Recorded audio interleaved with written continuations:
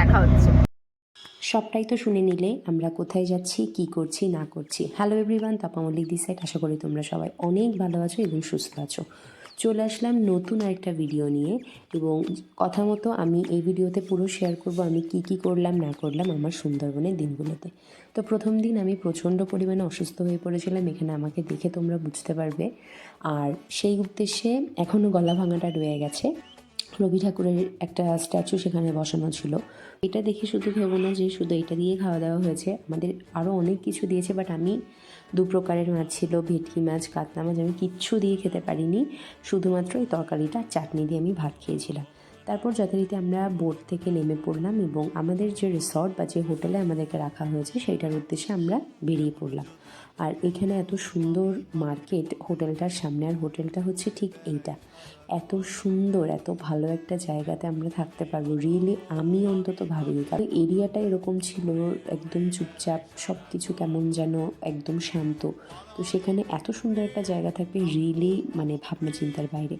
তো আমাদের আরও একটু আগে হতো, আমরা আরও আগে থেকে এনজয় করতে পারতাম এনভায়রনমেন্টটাকে, বাট একটু ডিলে হয়ে গেল যেহেতু সবার ট্রেন অ্যান্ড অল প্রবলেম ছিল। তো এখানে এই ধরনের ডলগুলোকে ভীষণই সুন্দর দেখতে লাগছিল। আমি ঘুরে ঘুরে দেখেছি এবং 2-3টে জিনিস আমি নিয়েছি আমার স্টুডেন্টের জন্য, বাড়ির জন্য, যেটুকু আমি পেরেছি।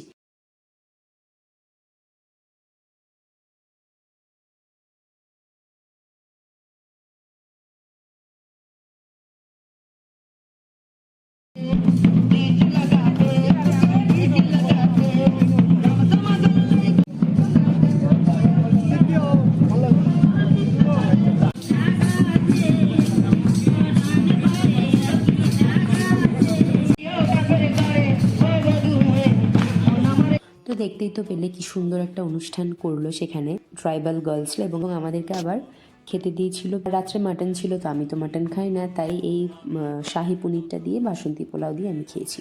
তো পরদিন সকালে অনেকটাই সুস্থ হয়ে গেছিলাম। আর এই রুমটাতে আমরা 3 জন ছিলাম, মানে একটা রুমে বেসিক্যালি 2 জন করে ছিল, বাট আমরা যেহেতু 6 জন মহিলা ছিলাম তাই 2টো রুম আমরা ডিভাইড করে নিয়েছিলাম।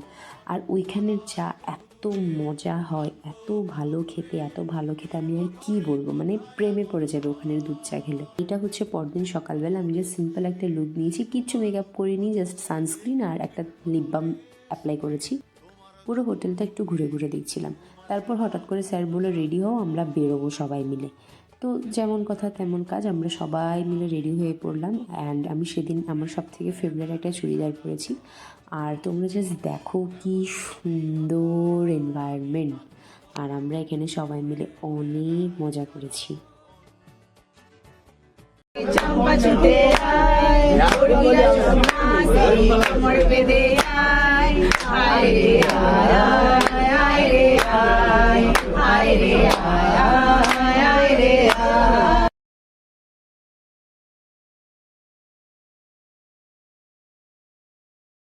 শুরু করে আরও অনেক অনেক অনেক অ্যাক্টিভিটিস আমরা এখানে সবাই মিলে করেছি। কিছুক্ষণ যদি থাকতে পারতাম, আরেকটু কিছুক্ষণ যদি থাকতে পারতাম। হ্যাঁ, রাতের বেলা একটু প্রবলেম হয়, বাট দিনের বেলা আর এই সময় যেহেতু ঠান্ডা ঠান্ডা ওয়েদার, আমরা যেহেতু এই সময়টাতে গিয়েছি, অসম্ভব সুন্দর, অসম্ভব সুন্দর একটা এনভায়রনমেন্ট আমরা ফিল করেছি।